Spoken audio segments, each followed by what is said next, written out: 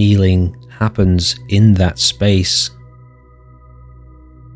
Which is why, and I know a few people in the chat yesterday had a bit of a problem with this when I said, if you want the real awakening, there's only one direction to turn. People struggle with that because conceptually there are lots of directions. There's lots of traditions, there's lots of paths, there's lots of views. Of course there is. But outside of that intellectual interpretation, there is only one life unfolding, and that's what you have to turn towards if you want awakening/healing. So presence, of course, it all comes down to presence. You have to ask yourself this on a daily basis. How much of my time in the day is spent being totally, powerfully present with this energy of life as it's happening? Totally immersed in the awareness of right now, without conceptualizing the present moment, without conceptualizing it. Actually being in it. And we talk about discipline when, if somebody says, how do I do that? I'd like to do that. We talk about discipline, mindfulness, cultivating mindfulness. That's exactly right, Jesse. The magic doesn't happen in the intellect. All of the energy of life is where the magic is. It's literally the definition of magic. How is this moment materializing right now? And your connection to this present moment and your ability to influence the matter of this moment as it's materializing, if you don't think that's magical, I'm afraid you've lost touch with reality. Which is why also, when two people fall in love, it's not an intellectual process that's happening there. That's a direct communion. Life coming into contact with life, really, and that's what we experience as love, because that's what we are. So discipline means on a daily basis, or as often as you like,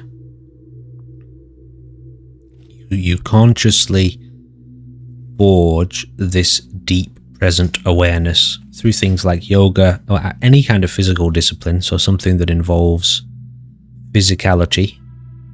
And for a long time, you want to put down the psychology, so you don't want to be thinking a lot while you're doing it. Writing isn't going to be helpful. Talking isn't going to be helpful. Listening to somebody talking isn't going to be helpful with regards to discipline. Because you need to be cultivating awareness, direct awareness, which is not intellectual, it's experiential.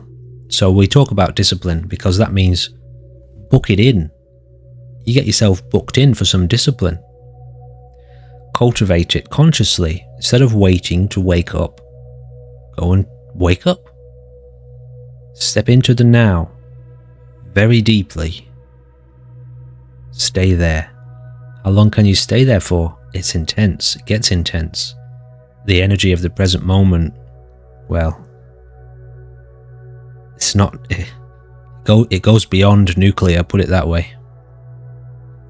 Spiritually speaking, it goes beyond nuclear, so you learn to tap into the energy of the present moment.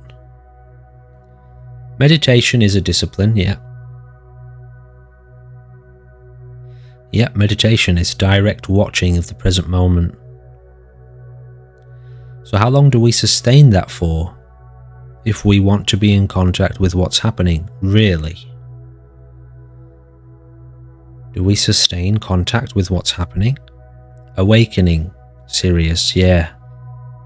So this means awakening from the dream of apparent individuality, apparent separateness, from the perspective of the brain and the self in the brain. I perceive myself to be separate from all of life, and so I live separately. In Christianity, that term is given to the fallen angel, Lucifer. He was cast out of the kingdom of heaven. That's the ego, by the way. But of course, it's just a language. It's to perceive yourself to be separate from God, separate from all of life. So we put the intellect down and learn to abide deeply in the present moment. That's the key, that's the core of it. But yeah, you have to learn to sustain the cultivation. And obviously the more you cultivate, the more rewards you reap, or the more powerful your mind becomes, and the more connected or the more you live in that connection.